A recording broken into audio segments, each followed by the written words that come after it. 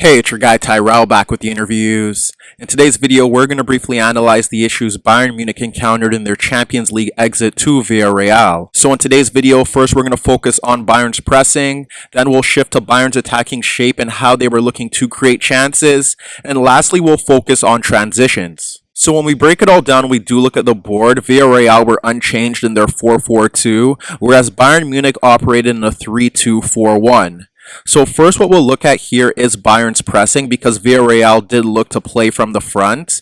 And what we ended up seeing was that they had Sané and Coman higher up the pitch in this shape. Goretzka and Kimmich were dropped off a bit deeper, and they were forming more of a box midfield with Muller and Musiala, who were pushing higher up the pitch to help Lewandowski in the attacking phase. So in regards to Bayern's overall press, they did a fairly decent job of ensuring that Villarreal couldn't play out of the back. There were only a handful of occasions where they lapsed with their pressing, and Villarreal were able to play it into the path of Capu or into the path of Tyrrell to help push their attack forward. And that was simply down to either Musiala, Kimmich, or Goretzka not stepping forward in time, and that's how it allowed those two midfielders to build attacks from those deeper positions, or simply help Villarreal progress their play. But in terms of Bayern's overall pressing, it was Lewandowski and Muller who were stepping towards the center backs. Musiala would step towards the deepest midfielder in Capu or Tyrrell, whichever was searching for the ball. And then from there, you would have one of Goretzka or Kimmich looking to step forward to apply pressure. However, what we ended up witnessing from Bayern for large spells of that game was that Musiala was stepping towards Tyrrell, and then you'd see Goretzka and Kimmich holding their position, while Coman would tuck in a bit narrow to deal with Capu, and Foyth would be left as the spare man. If the ball got shifted out there, then you'd see Coman shift across and Musiala would shift to Capu, but they wanted to ensure that Tyrrell or Capu couldn't get on the ball. And the reason why we didn't often see Goretzka or Kimmich step forward was due to the attacking movements of Villarreal. As witnessed in the first leg, we witnessed Goretzka and Kimmich having to hold their central position and monitor the movement of Coquelin and Lo Celso, who were shifting into central areas to help out make the numbers, and then that would create space for Danjuma and Moreno to make runs out towards the channels to exploit space in behind the Bayern Munich advanced wingbacks. So in many situations, you had the center backs blocked out by Muller and Lewandowski. Sané was dealing with Estupinan. Musiala and Coman would deal with Capu and Tyrrell. Goretzka and Kimmich would deal with Lo Celso and Coquelin. Coman could push out to Foyth, and if any case, they could have Hernandez stepping forward if Foyth pushed into advanced positions, and have Upamecano shifting across for Gerard Moreno. But for the most part, that's how Bayern Munich looked to press, and that ultimately forced Villarreal to often punt balls out into wider areas, and that's where Bayern Munich did a very good job of having Upamecano shifting over to deal with Danjuma and Moreno. Pavard and Hernandez at times were forced to shift out into those wider areas to deal with the movement of those wider players.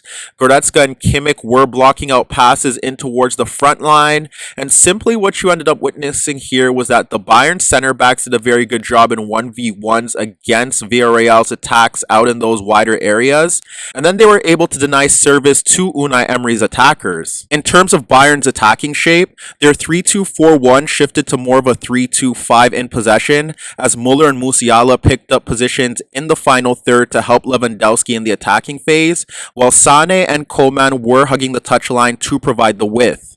What you ended up seeing there was that it now enticed Bayern to play out into those wider areas and around the narrow two banks of four. So you have Sané looking to run at Estupinan, and then Coman looking to run at Foyth. Here, Unai Emery looked to provide protection for those fullbacks by having Coquelin and Lo Celso dropping off to make it 1v2s, and you had Tyrrell and Capu tracking those movements to provide protection out in the channels if balls were played in behind the fullbacks, or if simply Sané and Coman were able to run around the fullbacks towards the byline. Therefore, in those early stages, Sané and Coman struggled to get the better of Estupinan and Foyth, but as that half continued more so on Sané's side, what you ended up seeing was that Sané would look to drag two markers towards him, and then he'd have the option of playing the ball back into the path of Goretzka or Pavard, who were looking to push forward forward, and then they were looking to play first-time crosses into the box. The reason why they were looking to do that was due to the positioning of Musiala and Muller, as you often had Lewandowski occupying one of the center backs, and then Muller and Musiala were prepared to make runs in between the center back and the fullback gaps. On the right-hand side, we didn't see much of a threat from Coman due to Lo Celso and Capu shifting across, and the only time where they did look like causing havoc was when we witnessed Musiala runs across Capu and into space in behind Foyth to attack the half space. But other than that, Coman struggled in that opening half to provide a threat. Outside of being a 3-2-5, there were times where you could end up seeing Bayern become a 3-1-6, as Kimmich was pushing forward and pegging back Danjuma and Moreno. And then from here, what you'd end up seeing was that Muller would look to occupy the space in between the Estupiñán and Torres gap. You'd have Lewandowski and Musiala swapping positions in between the center back and in between Raúl Albiol and Foyth. And then from there, Goretzka would look to push into that gap between Coquelin and Parejo. Ultimately, what you ended up seeing from Bayern here was that they were looking to occupy the gaps in between the center backs and the fullbacks with 3 attacking players. And then from there, if you have Sané or Coman looking to run at the fullbacks, what ends up happening is that Muller, Lewandowski, or Musiala would be positioning themselves near the fullback, and that's where Sané or Coman would be able to make blind runs towards the back post to serve as a threat. So in the early stages, if Sané was on the ball, if he wasn't pulling it back to Goretzka or Pavard, he'd be looking to play balls into the path of Coman running off Foyth, because Foyth would be occupied by one of the Bayern front line in Muller, Musiala, or Lewandowski.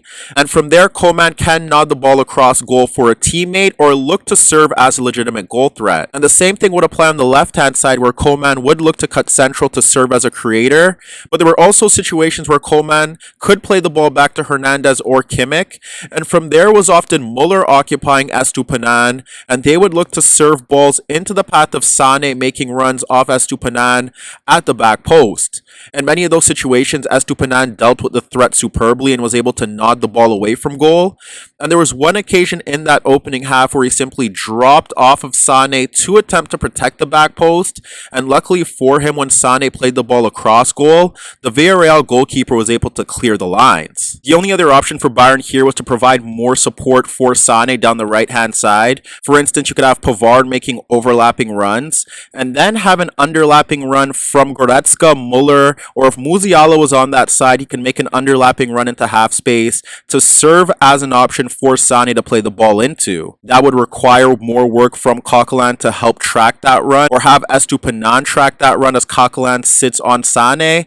And then you would need Parejo to also track the movement of Goretzka, Muller, and Musiala, and that could potentially help tire out that Villarreal left-hand side. So outside of the 3-2-5, or when Bayern shifted to a 3-1-6 with Goretzka joining the attacking phase beyond Coquelin and Parejo, the only other real tactical nuggets that we witnessed from Bayern was that Lewandowski was often dropping off into the Capu-Lo Celso gap to receive the ball, and he served as a reliable passing option to bypass the Villarreal midfield bank. Or they often looked to Pavard or Kimmich to play balls over the top to runners in the half spaces.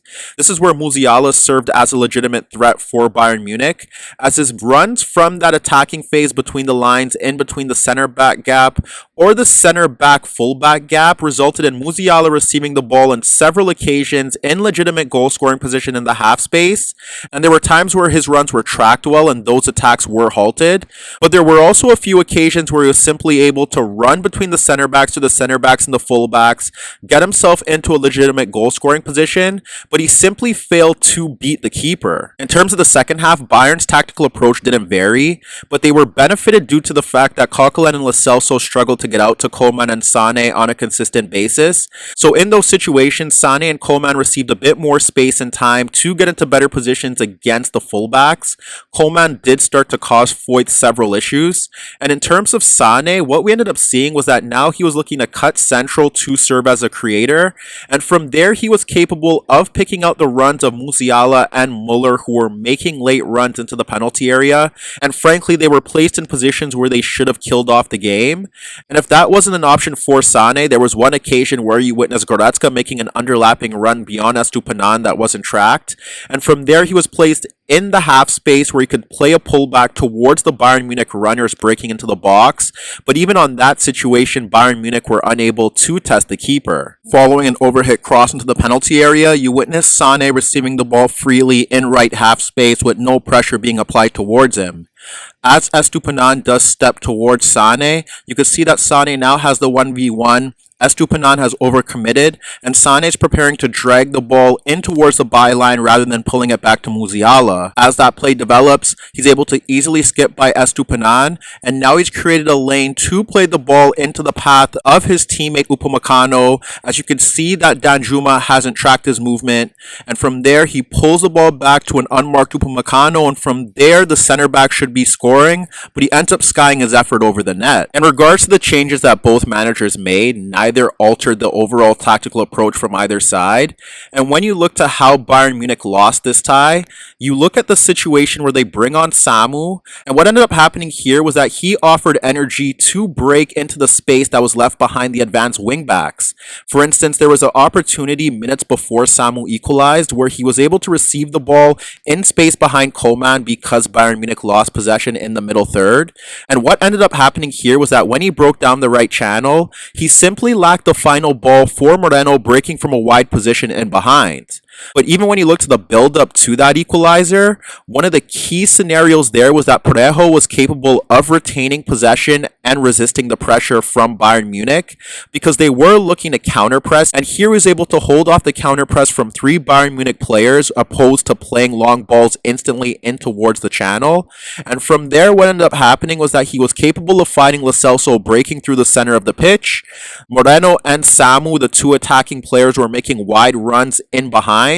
And when Lo Celso finds Moreno making that run in behind, you have Samu running off Davies at the back post. And from there, he's simply able to play the ball across the penalty area for Samu, who beat Neuer from point blank range. And those 2 attacking moves completely justified Unai Emery's tactical approach here. So as you can see, Unai Emery's tactical approach deserves credit for limiting Bayern's ability to create several legitimate goal scoring opportunities while sticking to an offensive approach that struggled throughout here, but ultimately knocked Nagelsmann's side out of Europe.